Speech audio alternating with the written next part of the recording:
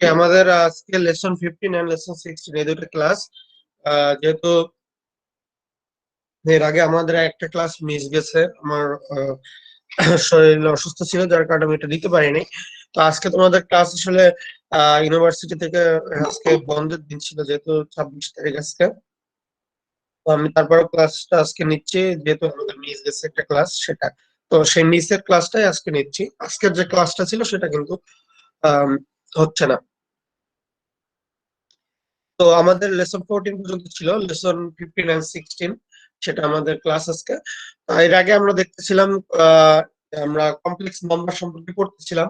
Complex নাম্বারের basic plus polar form বা অন্যান্য যেসব অংশ আছে সেগুলো আমরা দেখেছি। আমরা আজকের যে লেসনে দেখবো, আমরা ইন্টিগ্রাল মানে কমপ্লেক্স নাম্বারের দুটা অ্যাপ্লাইড ফর্ম দেখবো, বা কমপ্লেক্স নাম্বারের দুটো অ্যাপ্লিকেশন দেখবো। সে দুটো, প্রথম যেটা হচ্ছে সেটা হচ্ছে কসিস ইন্টিগ্রাল ফর্মুলা।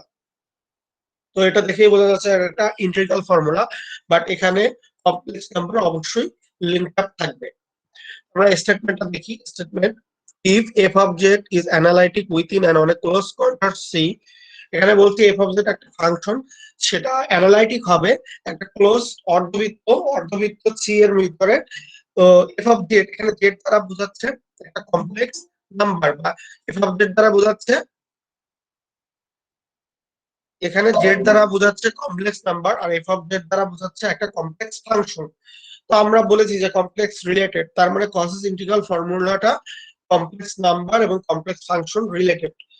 তো বলা হয়েছে যদি একটা function, complex function F of z is analytic হয় একটা ক্লোজ কন্ট্রোল বা অর্ধবৃত্তর মধ্যে, and if A is any point within C, এবং এই যে অর্ধবৃত্ত সি আছে এর মধ্যে যেখানে একটা পয়েন্ট যদি এ হয়, দেন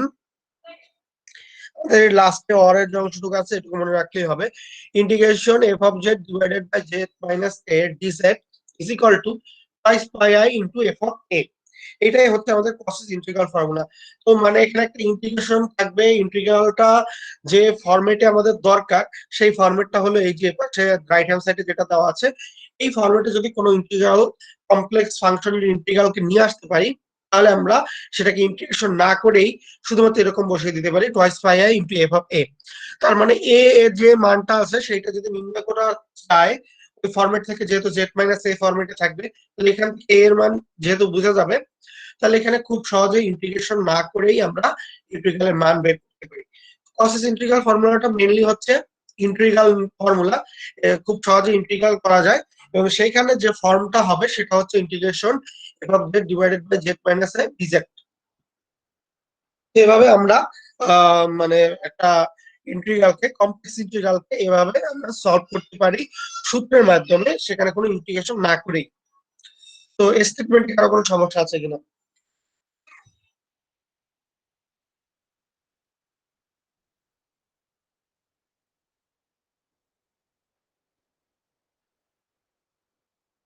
আচ্ছা, আমরা প্রবলেমে যাই, প্রবলেম গুলো ক্লিয়ার হয়ে যাবে।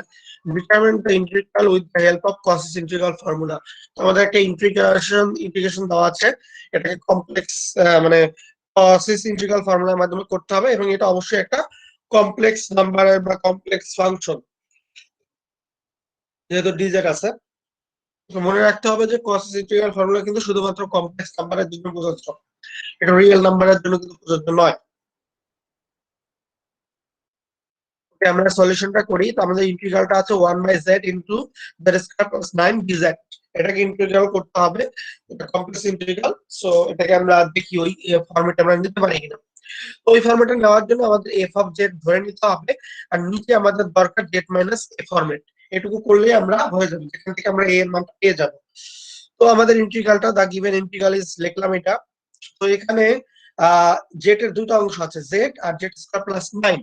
তো এটাকে যদি ভাঙায় লিখি তাহলে লিখতে পারি 1/z into 1/z square plus 9। এর মধ্যে থেকে যে কোনো একটাকে আমাদের এফ অফ জেড হিসেবে ধরে নিতে হবে, যেহেতু এফ অফ জেড দরকার আমাদের। তো কোনটাকে ধরবো সেটা আমাকে বুঝে নিতে হবে, বিভিন্ন ম্যাথের জন্য বিভিন্নটা ধরে নিতে হবে। তো এখানে এখানে জেড আছে আর জেড স্কয়ার প্লাস 9 আছে। তো আমাদের নিচের যেটা দরকার সেটা হচ্ছে জেড মাইনাস এ ফরম্যাটে। তো জেড মাইনাস এ ফরম্যাটে হতে হলে জেড এর পাওয়ার আছে কত? 1।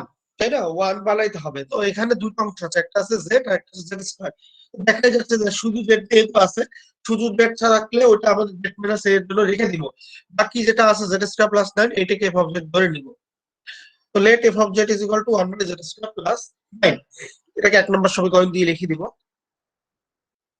তাহলে প্রদত্ত সমীকরণ, তাহলে আমাদের চলে যায় ইন্টিগ্রালটা। Given integral can be written as f of z divided by z d z. তো আমরা বসিয়ে দিলাম এফ অফ জেড এর মান।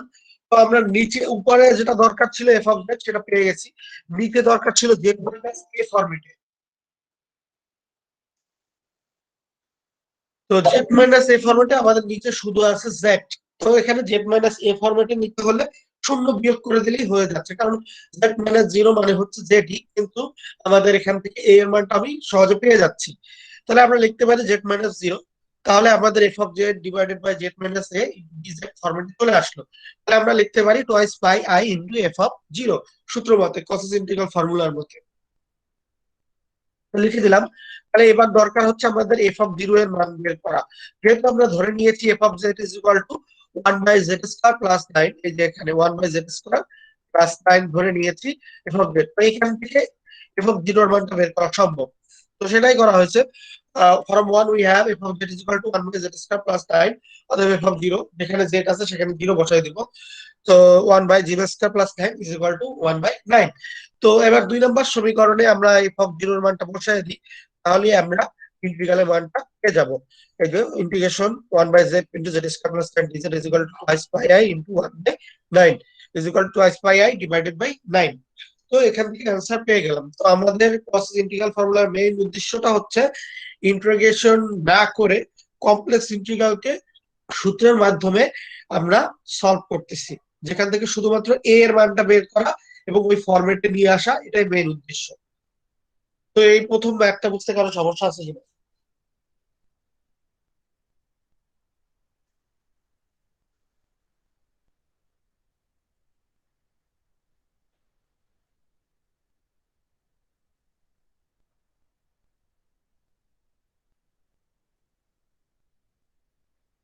আমি প্রবলেম 2 তে যাচ্ছি, যেহেতু আমাদের প্রথম ধাপটা এখানে শেষ। Determine integral with the help of process integral formula, এখানেও প্রসেস ইন্টিগ্রাল ফর্মুলার কথা বলা হয়েছে।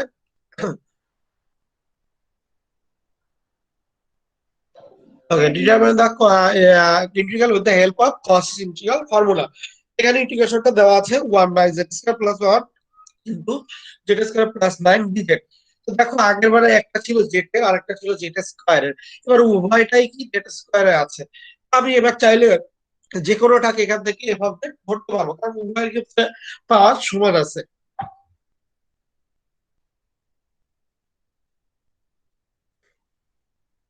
তো এখানে ধরে নেওয়া হলে F of z is equal two 1/z² plus 9। তোমরা চাইলে 1/z² প্লাস 1 কেও এফ অফ জেড ধরে নিতে পারতো, একই জিনিস থাকতো, সমস্যা হতো না।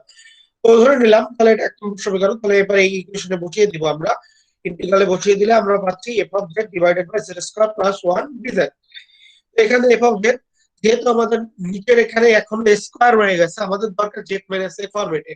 তো এখানে এই স্কোয়ারটাকে সরাইতে হবে। এর জন্য আমরা একটা এ মাইনাস বি হোল স্কোয়ার, এ স্কোয়ার মাইনাস বি স্কোয়ারের সূত্রটা আমরা নিতে পারি। সেই জন্য আমাদের এখানে ওয়ান কে একটু ভাঙাইতে হবে।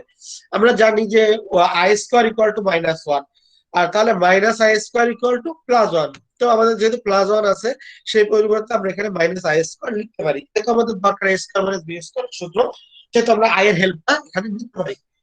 তো নিয়ে আসলাম i square minus i square, তাহলে এবার পাচ্ছি জেড প্লাস আই আর জেড মাইনাস আই পাচ্ছি। তো এখানে আমাদের দুটো নিয়ম, এখানে দেখো এবার নিচে যেটা আছে জেড প্লাস আই আর জেড মাইনাস আই, এখানে উভয়টাই যেটা পাওয়ার কি ওয়ানে চলে আসছে। কিন্তু এখন এখানে দুইটা পরস্পর হরে আছে, গুণ আকারে আছে। তো হর অংশে যদি এরকম দুইটা গুণ আকারে থাকে, তো সেটাকে আমাদের ভাঙাইতে হলে যে কাজটা করতে হয়, আমাদের আংশিক ভগ্নাংশ করতে হয়। আংশিক ভগ্নাংশের মাধ্যমে এই জিনিসগুলোকে, নিচে যদি হরে গুণ আকারে থাকে সেগুলোকে যোগ বা বিয়োগ আকারে বের করে নেওয়া। যেমন পরবর্তী লাইন এখানে লেখা হয়েছে বিয়োগ দিয়ে বা এটা করে, সো এটা কিভাবে করা হয়েছে সেটা হচ্ছে আমাদের আংশিক ভগ্নাংশের মাধ্যমে। তোমরা আংশিক ভগ্নাংশকে করেছো?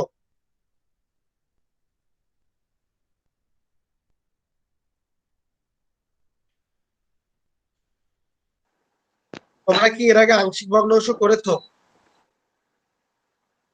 যে কোনো একজন অ্যান্সার দিলেই হবে, যদি কেউ করে থাকো তাহলে বলো, আর যদি না করে। করছি স্যার, স্যার আমি মনে নেই স্যার। করছিলাম কিন্তু মনে নেই। আচ্ছা ঠিক আছে, আমি এটা একটু তোমাদের বলতেছি। আংশিক ভগ্নাংশের মাধ্যমে আমাদের ইন্টিগ্রালকে করা হয়। সাধারণত তোমরা ইন্টিগ্রেশনের প্রসেস, যখন ইন্টিগ্রেশন ইকুয়েশন ছিল তোমাদের করাইছে স্যাররা, বা ইউনিভার্সিটি থেকেও ছিল, differential equation and integral calculus.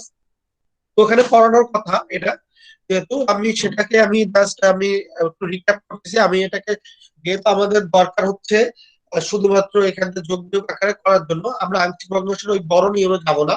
আমরা কভার আপ রুল নামের একটা রুল আছে, যেটার মাধ্যমে সংক্ষিপ্ত আকারে, যদি এরকম জেটের পাওয়ার 1 থাকে, সেগুলো যদি দুইটা বা তিনটা এরকম ঘরে থাকে একটা রকম, সেগুলোকে সলভ করা যায়। তো ওই সেই পদ্ধতিটা আমরা একটু সলভ করতেছি। আমি একটু বোর্ডের হেল্প নিচ্ছি।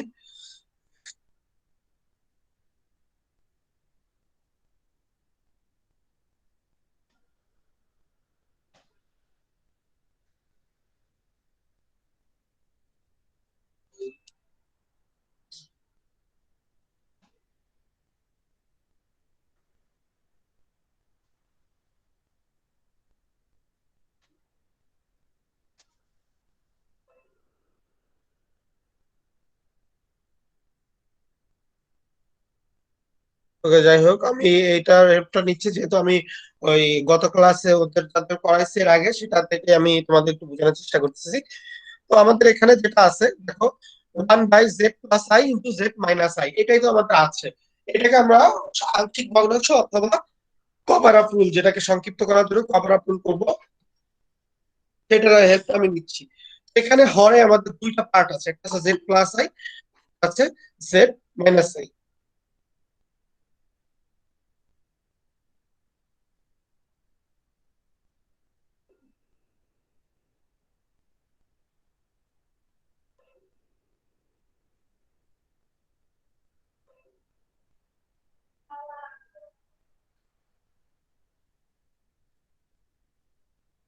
আচ্ছা, এখানে দুইটা অংশ আছে, z+i আর একটা আছে z−i, নিচে হরে। তো এই দুইটাকে আমরা দুটো পার্ট করে নিব।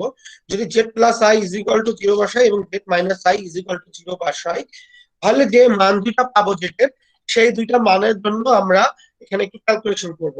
তো প্রথমটার জন্য আমরা জেটের মান পাচ্ছি -i, পরেরটার জন্য জেটের মান পাচ্ছি +i। এই ক্যালকুলেশনটা আমাদের করে নিতে হবে। একবার যখন z = -i, এই z = -i, এই অংশটা আমরা পেয়েছি z+i = 0 বসানোর জন্য। তো প্রথমে যখন এই যে z = -i বসাবো, তখন এই z+i এর অংশটুকু ঠিক রাখবো। তো খেয়াল করে দেখো, 1/z+i ঠিক রেখেছি, বাকি অংশ আছে z−i। এই z−i অংশে z+i এর জন্য যে জেটের মানটা পেয়েছি সেটা বসায় দিব। যেমন z+i এর জন্য মান পেয়েছি -i, এই -iটা এখানে -i বসায় দিলাম। এরপর সূত্র মতো প্লাস। এবার আমরা z+i যেহেতু একবার বসাইছি, এবার z−i ছিল এখানে, z−i অংশটুকু ঠিক রাখবো। বাকি অংশে আমরা z−i এর জন্য যে জেটের মানটা পেয়েছি সেটা বসায় দেবো। এই z−i অংশটুকু ঠিক রেখেছি, এবং z−i এর জন্য যেটার মান পেয়েছি আমরা আই অংশটুকু আমরা এই যে z+i অংশে বসায় দেবো, যেখানে z আছে সেখানে আই বসাই দেবো। তাহলে i+i পেলাম। এখানে ক্যালকুলেশন করলে আমরা প্রথমটা পাচ্ছি -i যোগ করলে -2i, 1/-2i z+i plus 1/2i z-i পাচ্ছি। উভয় পক্ষ থেকে 1/2i কমন যায়। যদি 1/2i কমন নিই, তাহলে আমরা পাচ্ছি 1/z-i মাইনাস, যেহেতু এখানে মাইনাসটা আছে, -1/z+i। এই অংশটুকু বোঝার কোনো সমস্যা আছে কিনা কারো, বলো তাহলে।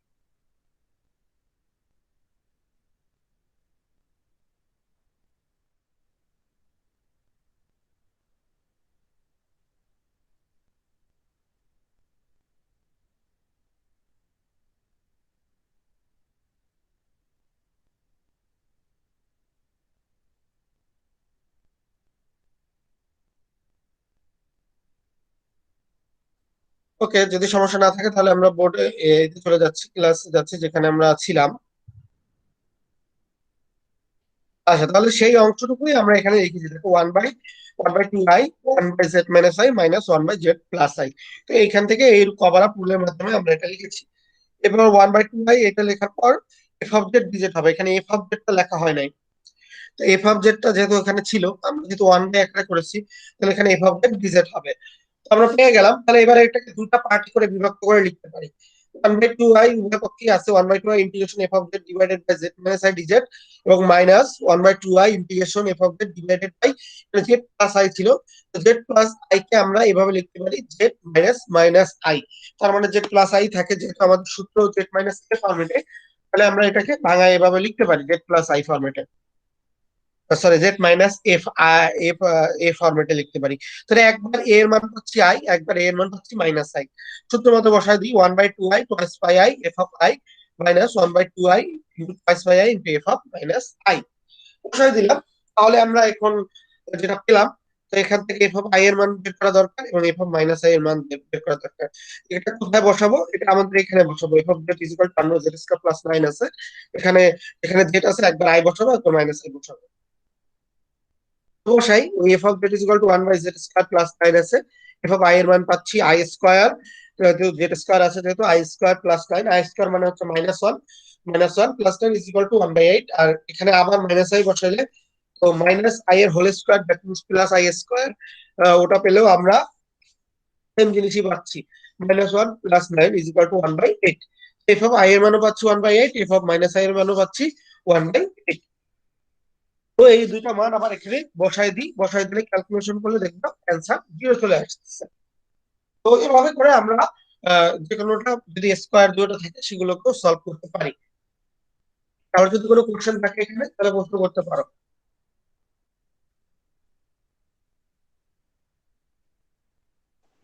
স্যার, উপরে সূত্রের মান বসানো বুঝি নাই স্যার। এখানে স্যার একদম ওই উপরে শেষ করছিলেন যে এখানে, মানে সূত্রে যে মানটা বসাইলেন। জি স্যার। এখানে এখানে তো এটা তো 1/8 পেয়েছি না আমাদের এই যে মানটা, যে এখানে 2 নম্বর সমীকরণে twice pi i into f of i আর twice pi i into f of minus i. এখান থেকে তো টোয়াইস আই কাটাকাটি যায় পরস্পর, তাই না? এই টোয়াইস আই কাটা যায়, থাকে pi into f of i, আর এখানে থাকতেছে পাই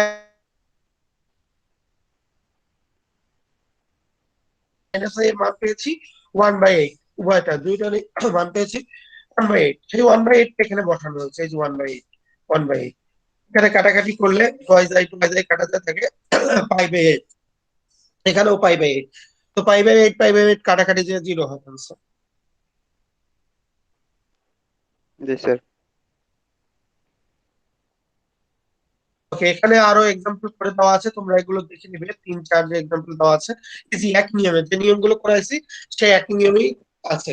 তো কসিস ইন্টিগ্রাল ফর্মুলার আমি ক্লাসটা এখানে এই পর্যন্তই করাবো, যেহেতু মানে কসিস ইন্টিগ্রালের যে মেইন যে ফর্মুলাটা ছিল সেটা কিন্তু আমি তোমাদের অলরেডি বলেছি কিভাবে করতে হবে, বা এরপরে বিভিন্ন রকম সমস্যা আসতে পারে যেটা কিভাবে সলভ করতে হয় সেটাও আমি দেখালাম।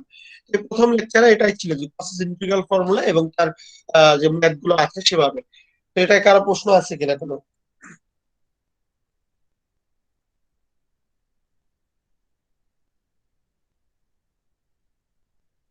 আচ্ছা, আমি নেক্সট লেসনে যাচ্ছি, যেহেতু কসেস ইন্টিগ্রাল ফর্মুলা আর আরেকটা লেসন আজকে আছে, লেসন 16। ওকে, লেসন 16 যেটা, সেটা হচ্ছে কসেস রেইমান ইকুয়েশন। এটাও আমাদের মানে কমপ্লেক্স নাম্বার রিলেটেড। তো কসিস আগেরটা ছিল ইন্টিগ্রাল ইকুয়েশন, এটা হচ্ছে কসিস রেইমান ইকুয়েশন। আগেরটা ছিল ইন্টিগ্রাল ফর্মুলা ছিল একটা, আর এটা হচ্ছে আমাদের ইকুয়েশন একটা। তো দুইটা ইকুয়েশন এখান থেকে আমরা পাবো, যে দুইটা ইকুয়েশন থেকে আমরা বুঝবো একটা ফাংশন কমপ্লেক্স ফাংশন অ্যানালাইটিক কিনা। যদি বলা হয় কোনো ফাংশনের অ্যানালাইটিক কিনা এটা চেক করো, তাহলে যদি কমপ্লেক্স ফাংশন থাকে তার জন্য আমাদের অবশ্যই কসিস রেইমান ইকুয়েশন সলভ করে দেখতে হবে।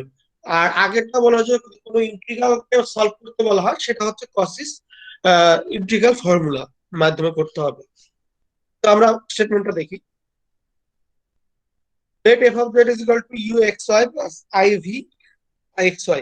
তার মানে আমাদের f of z একটা কমপ্লেক্স ফাংশন হবে, যেখানে জেড এর মানটা হবে x প্লাস iy, আর f of z টা হবে u প্লাস iv।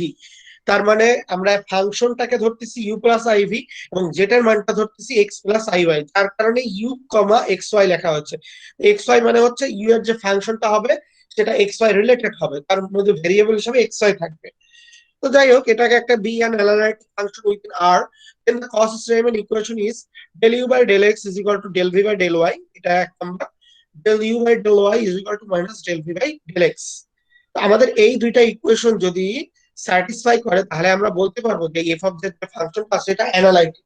অনেক সময় বলতে পারে যে কসি সেভেন ইকুয়েশন স্যাটিসফাই করে কিনা চেক করো, এটাও হতে পারে। অথবা এটাও বলতে পারো যে এই ফাংশনটা অ্যানালাইটিক কিনা চেক করো। যদি অ্যানালাইটিকের কথা বলা হয় তাহলেও কিন্তু এই যে মানে কসি সেভেন ইকুয়েশনটাই স্যাটিসফাই করে কিনা সেটাই দেখতে হবে। এখানে একটু কথা আছে, এখানে del u by del x দেখাই যাচ্ছে যেটা ডিফারেন্সিয়েশন। আমরা ডেল কথাটা ব্যবহার করতাম না, যখন তোমরা ডিফারেন্সিয়েশন করেছো তখন তোমরা ব্যবহার করতে কি ডি বাই ডিএক্স, তাই তো? ডি বাই ডিএক্স আর এই যে ডেল বাই ডেল এক্স, এটার মধ্যে কিন্তু একটা পার্থক্য আছে। একটা হচ্ছে টোটাল ডিফারেন্সিয়াল ইকুয়েশন আর একটা হচ্ছে partial differential equation. Partial differential equation সম্পর্কে হয়তো তোমাদের অতটা ধারণা নাই। পার্শিয়াল কথাটা মানেই হচ্ছে কি আংশিক। তার মানে হচ্ছে যেটাকে যে যার সাপেক্ষে থাকে, যেমন del u by del x, তো তার মানে এখানে ইউ তে যে অংশে শুধুমাত্র এক্স আছে সেই অংশটুকুই ডিফারেন্সিয়েশন করতে হবে। এটা হলো পার্শিয়াল। পার্শিয়াল মানে হচ্ছে যেখানে যেটুকু মানে একটা জিনিসের মধ্যে এক্স ওয়াই জেড সব আছে, সেখান থেকে যদি বলা হয় তুমি এক্স এর সাপেক্ষে ডিফারেন্সিয়েশন করো, তাহলে শুধু এক্স এর অংশটুকু করবো, বাকি ওয়াই জেড এর অংশটুকু সাথে গুণ আকারে থেকে যাবে।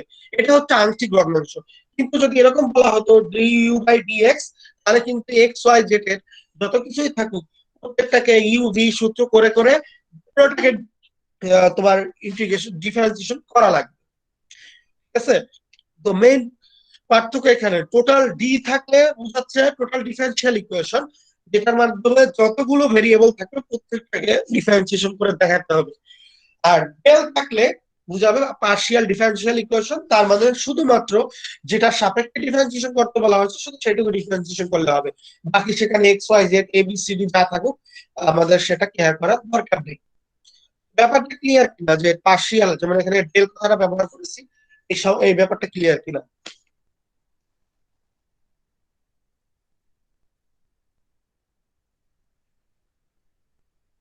আচ্ছা, del u by del x is equal to del v by del y, তার মানে ইউ কে একবার এক্স এর সাপেক্ষে, আবার ইউ কে একবার ওয়াই এর সাপেক্ষে, ভি কে একবার এক্স এর সাপেক্ষে, ভি কে একবার ওয়াই এর সাপেক্ষে। তো এক নম্বর সমীকরণে দেখতে পাচ্ছি del u by del x is equal to del v by del y হবে, আর পরেরটা হবে del u by del y is equal to minus del v by del x. তো প্রথমটাতে যেটা হচ্ছে দুটো সমান হবে, আর পরবর্তী ইকুয়েশনটা দেখতেছি দুইটার মাঝে একটা মাইনাসের পার্থক্য থাকবে। এরকম যখন আমরা মান বের করবো চারটা, তোর মধ্যে এরকম করে চেক করে দেখতে হবে যে ওই দুটো মিলে কিনা আর ওই দুটোর মধ্যে একটা মাইনাসের পার্থক্য হয় কিনা। যদি হয়, যদি মিলে যায় তাহলে বলবো যে প্রসেস সেভেন ইকুয়েশন স্যাটিসফাই করে, ফাংশনটা অ্যানালাইটিক বলতে পারবো। ওকে, আমরা এক্সাম্পলে যাচ্ছি। Verify the Cauchy Riemann equation are satisfy for the function. এখানে বলছে যে কসেস সেভেন ইকুয়েশন এখানে স্যাটিসফাই করে কিনা চেক করতে বলা হয়েছে এই ফাংশন গুলোর জন্য। তো আমরা প্রথম নাম্বারটা দেখি। F of z is equal to দেওয়া আছে e to the power x cos y plus i sine y. তো আমরা এটাকে লিখলাম, দেওয়া আছে given that f of z is equal to e to the power x cos y plus i sin y। তো এটা ভাঙাই দিব, e to the power x cos y plus e to the i e to the power x sin y, এটা লিখলাম। F of Z কে আমরা লিখতে পারি you plus i b. আমরা জানি যে এফ অফ জেড বলেই দেওয়া আছে ইউ প্লাস আইবি এর একটা ফাংশন হবে। তো এখন আমরা এখান থেকে ইকুয়েটিং করব, equating the real and imaginary part we have. তো রিয়েল পার্ট আর ইমাজিনারি পার্ট ইকুয়েটিং করা মানে হচ্ছে লেফট হ্যান্ড সাইডে রিয়েল পার্টের যে অংশটুকু আছে সমান সমান লিখবো রাইট হ্যান্ড সাইডে রিয়েল পার্টের যে অংশটুকু আছে।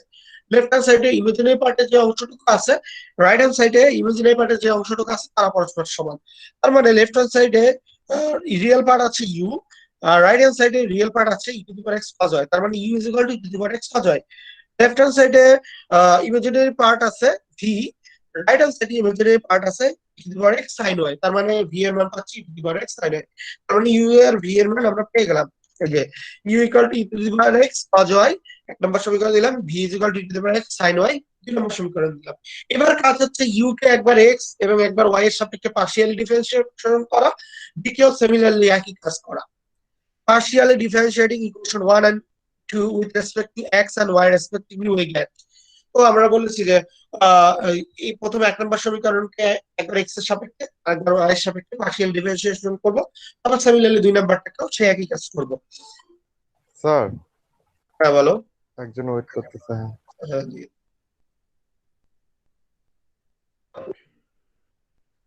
আচ্ছা, তো আমরা এবার পেলাম ইউ ইউ আছে e to the power x cos y, এটাকে আমরা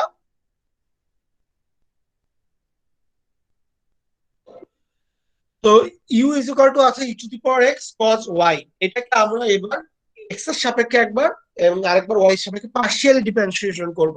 আমি পার্শিয়ালি ডিফারেন্সিয়েশন সম্পর্কে প্রথমেই বলেছি, পার্শিয়াল ডিফারেন্সিয়েশন হচ্ছে যার সাপেক্ষে ডিফারেন্সিয়েশন করা হবে শুধুমাত্র সেই অংশটুকু কনসিডার করব, সাথে যা কিছু আছে গুণাকারে থাকলে গুণাকারে লিখে দিব। তো আমাদের এখানে ই টু দি পাওয়ার এক্স আছে আমাদের del u by del x. Del u by del x হচ্ছে ইউ কে আমরা এক্স এর সাপেক্ষে পার্শিয়াল ডিফারেন্সিয়েশন করতেছি, আমরা শুধু কনসিডার করব ই টু দি পাওয়ার এক্স কে, কারণ এখানে শুধু এক্স এর ফাংশন আছে, cos y কনস্ট্যান্ট, তো cos y কনস্ট্যান্ট থেকে যাবে, আর e to the power x কে যদি এক্স এর সাপেক্ষে ডিফারেন্সিয়েশন করা হয় তো ই টু দি পাওয়ার এক্স পাই, তাহলে আমরা পাচ্ছি e to the power x cos y। এটাকে 3 নম্বর সমীকরণ দিয়ে দিব। Similarly del u by del y, এবার ইউ কে আমরা ওয়াই এর সাপেক্ষে ডিফারেন্সিয়েশন করব, তো এখানে ওয়াই এর ফাংশন আছে কি cos y, E to the power x constant হিসেবে থাকবে। cos y কে যদি আমরা ইসের সাপেক্ষে ডিফারেন্সিয়েশন করি ওয়াই এর সাপেক্ষে, তাহলে আমরা পাবো মাইনাস সাইন ওয়াই। তো দেখো minus e to the power x sine y পেয়ে গেলাম। এটুকু বুঝতে কারো সমস্যা আছে কিনা?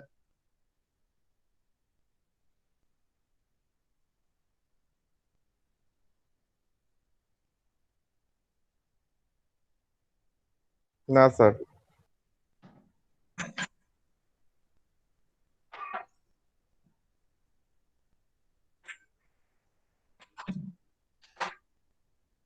ওকে, তাহলে আমরা দেখলাম del u by del x আর del u by del y এর মান পেয়ে গেলাম আমরা। এরপরে কাজ হচ্ছে আমাদের del v by del x এবং del v by del y এর মান বের করা। সেমি একই জিনিস সিমিলারলি, তাহলে ভি এর ক্ষেত্রে প্রথমে এক্স এর সাপেক্ষে করলে e to the power x করলে e to the power x, আর সাইন ওয়াই কনস্ট্যান্ট থাকবে, আর del v by del x is equal to e to the power x sine y, আর del v by del y এর মান হবে sine y কে differentiation করলে cos y আসবে, আর e to the power x constant থাকবে, e to the power x cos y. তো আমরা এবার 3 এবং 6 দেখো একই আছে মান, যেহেতু del u by del x is equal to del v by del y দেখাইতে হবে, সেটা একই আছে এখানে।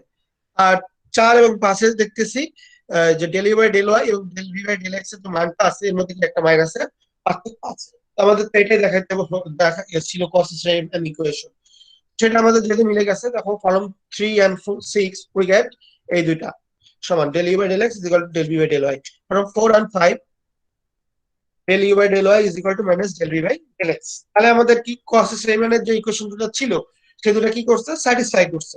আমরা বলতে পারি the above equation 7 and 8 show that the Cauchy-Riemann equation are satisfied for the given function f of z is equal to e to the power x cos y plus I sin y। তাই একটা বুঝতে কারো সমস্যা আছে কিনা, থাকলে বলো।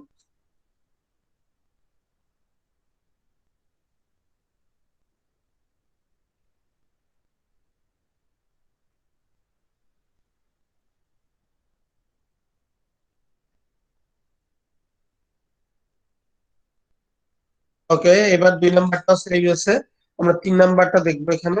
3 নাম্বারে আমাদের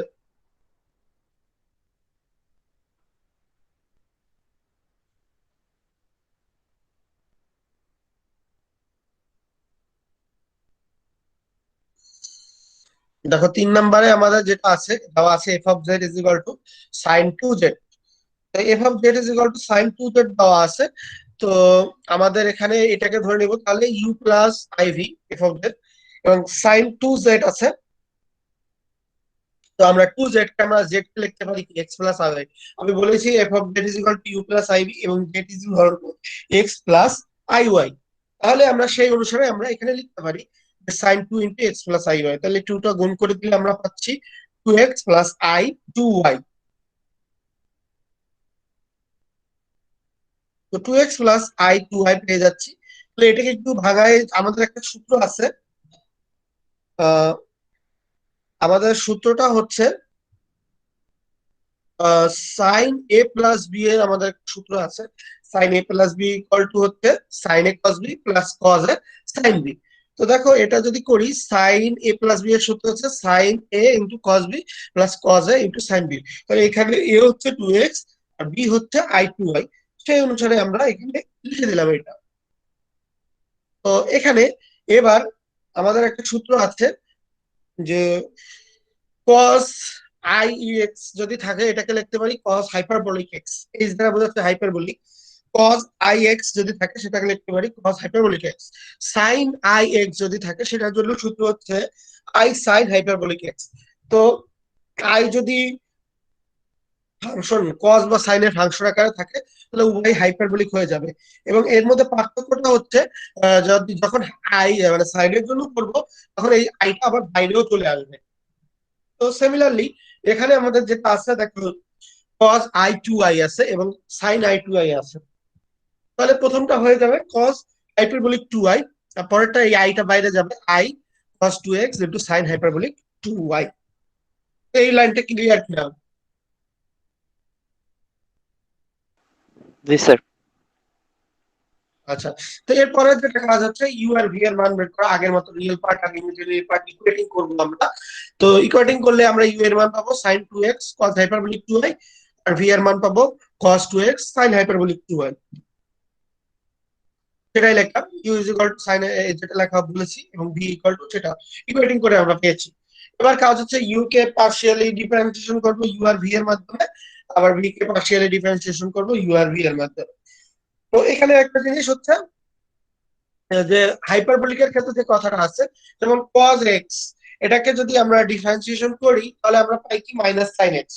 কিন্তু cos হাইপারবোলিক এক্স কে ডিফারেন্সিয়েশন করলে আমরা পাবো সাইন হাইপারবোলিক এক্স, কোনো মাইনাস থাকবে না। আর সাইন হাইপারবোলিক এক্স কে ডিফারেন্সিয়েশন করলে cos হাইপারবোলিক এক্স, তো মাইনাসের কোনো ফ্যাক্টর এখানে থাকবে না। ওই কাজটাই এখানে মেনলি জাস্ট একটু মনে রাখতে হবে আর কি। এবার ডিফারেন্সিয়েশন করবো ইউ কে এক্স এর সাপেক্ষে করলে সাইন 2x এর ক্ষেত্রে এস মানে এখানে এক্স আছে, আর cos হাইপারবোলিক 2 এটা কনস্ট্যান্ট হিসেবে থাকবে। তো sin 2x কে যদি ডিফারেন্সিয়েশন করি তাহলে পাবো cos 2x, আর 2x এর ডিফারেন্সিয়েশন করলে পাবো 2, তাহলে পাবো 2 cos 2x cos hyperbolic 2y। এটা লিখে দিলাম 3 নাম্বার। আবার del u by del y এর মান আমরা পাচ্ছি এবার যেহেতু y এর সাপেক্ষে করবো তাহলে এবার sin 2x কনস্ট্যান্ট থাকবে। cos হাইপারবোলিক 2y কে যদি ডিফারেন্সিয়েশন করি তাহলে আমরা পাবো sin হাইপারবোলিক 2y, আর 2y কে ডিফারেন্সিয়েশন করলে পাবো 2, এই 2টা বাইরে থাকবে sin 2x sin hyperbolic 2y। এটা 4 নাম্বার। সিমিলারলি v এর জন্য এভাবে করব, একই ভাবে করা হয়েছে। দেখা যাবে যে 3 আর 6 এর মধ্যে একই মান আসছে, আর 4 এবং 5 এর মান কি একটা মাইনাসের পার্থক্য আছে। তাহলে এটাই আমরা বলতে পারি আগের মতোই। So from 3 and 6 we get del u by del x is equal to del v by del y. From 4 and 5 we get del u by del y is equal to minus del v by del x. তাহলে আমরা বলতে পারি Cauchy Riemann equation কি satisfy করে। এটা 3 number ছিল। এরকম আরো আমি এখানে বেশ কিছু করে দেওয়া আছে। 5 নাম্বারটা আমি আবার একটু দেখাই, লাস্টে যেটা আছে। 5 নাম্বার যেটা আছে এটা f of z is equal to 1 by x plus iy আছে। তো এটা একটা কি ডিভাইডেড বাই ফরম্যাটে আছে। U by u plus i দিয়ে আমরা লিখবো f of z এর জন্য। আর আমরা জানি যদি ডিভাইডেড ফর্মে থাকে সেটাকে আমরা নিচের অংশে হরের যেটা আছে সেটাকে আমরা যদি করতে চাই কি বলে আমাদের আহ, আহ, নিচের অংশে যদি কমপ্লেক্স নাম্বার বা আই কে উঠাইতে চাই তার জন্য কি কাজ করতে হয়, যেমন কনজুগেট করে সেটাকে কি উপর নিচে গুণ করতে হয়। আমরা তো ডিভাইডেড বাই এর রুলটা দেখেছি, সেই রুলটাই আমরা এখানে অ্যাপ্লাই করতেছি। যেমন x plus i y conjugate x minus i y, সেই এক্স মাইনাস আই ওয়াই দেওয়ার উপর নিচে গুণ করছি, তারপরে আগের মতো যে কাজ ছিল সেভাবে আমরা করেছি। করলে করলে দেখা যাবে যে নিচে x square plus y square উপরে এক্স মাইনাস আই ওয়াই হয়ে গেছে। তাহলে এটাকে দুইটা পার্ট করে আমরা লিখতে পারি। একটা লিখতে পারি x by x square plus y square, একটা লিখতে পারি minus i y by x square plus y square. তো এখান থেকে আমরা ইকুয়েটিং করলে কি লিখতে পারি, ভি এর মান পাচ্ছি x by x square plus y square, v এর মান পাচ্ছি minus y by x square plus y square. Same জিনিস এবার del u by del x বের করা, del y del v by del x এবং del v by del y, del u by del y এর মান বের করা।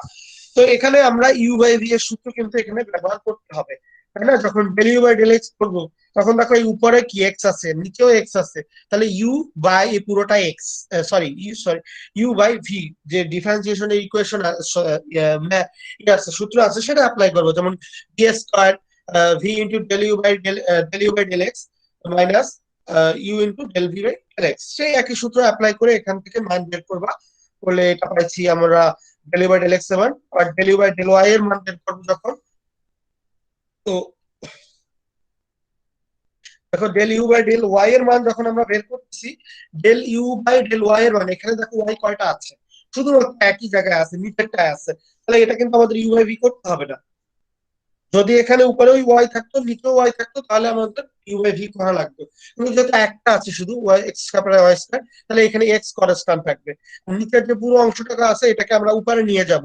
তো সেটা দেখো এভাবে করা হয়েছে যে এখানে কি, যদি x square plus y square নিচে আছে, ওটাকে লিখতে পারি x into x square plus y square to the power -1। এবার এইটাকে যদি আমরা ডিফারেন্সিয়েশন করি, তাহলে আমাদের কি হবে, প্রথমে -1টা বাইরে চলে আসবে, তারপর N x two the power n-1, তাহলে এন মাইনাস এন এর মাইনাস -1 আর একটা -1 দিলে -2 হয়ে গেছে। আর এর ভিতরে আমরা পুরোটাকে ধরছিলাম এক্স বা ওয়াই যেটাই বলি ধরি, তার মানে আমাদের এখানে তো ভিতরে ওয়াই স্কয়ার আছে, তাহলে ওয়াই স্কয়ার কে আবার ডিফারেন্সিয়েশন করতে হবে। ওয়াই স্কয়ার কে ডিফারেন্সিয়েশন করলে পাচ্ছি 2y, সেই 2y এখানে গুণ আকারে থাকলো।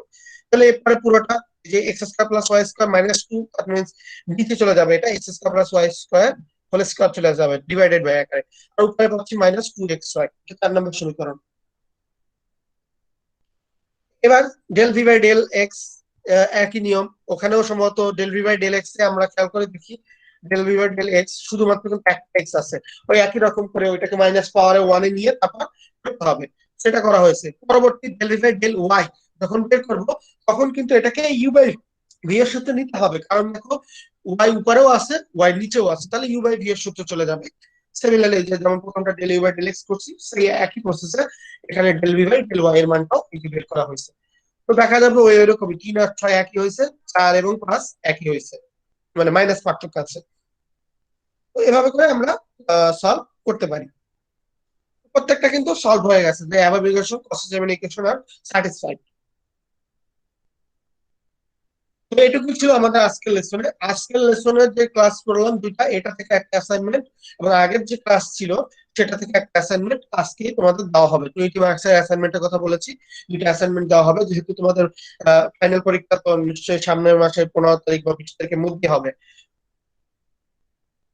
সেই হিসাবে আমরা দুইটা অ্যাসাইনমেন্ট এখন দিব, আর বাকি দুইটা অ্যাসাইনমেন্ট আস্তে আস্তে সামনে দিব আমি। তো আজকের ক্লাসের সম্পর্কে কারো কোনো কোশ্চেন আছে কিনা?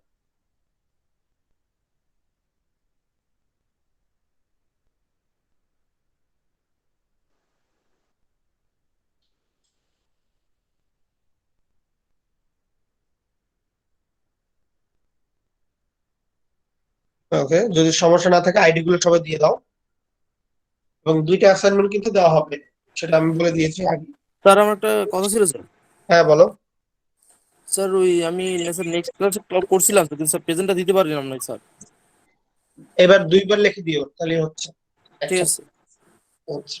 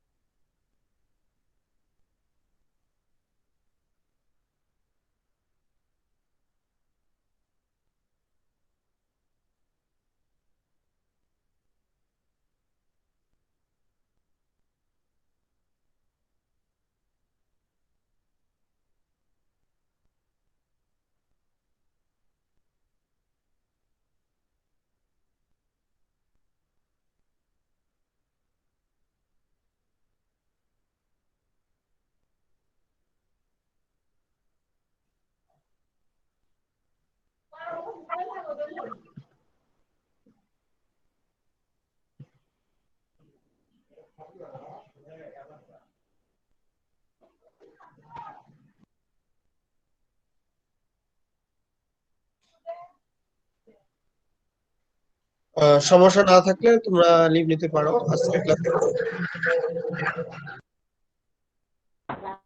স্যার আসসালামু আলাইকুম। ওয়ালাইকুম আসসালাম।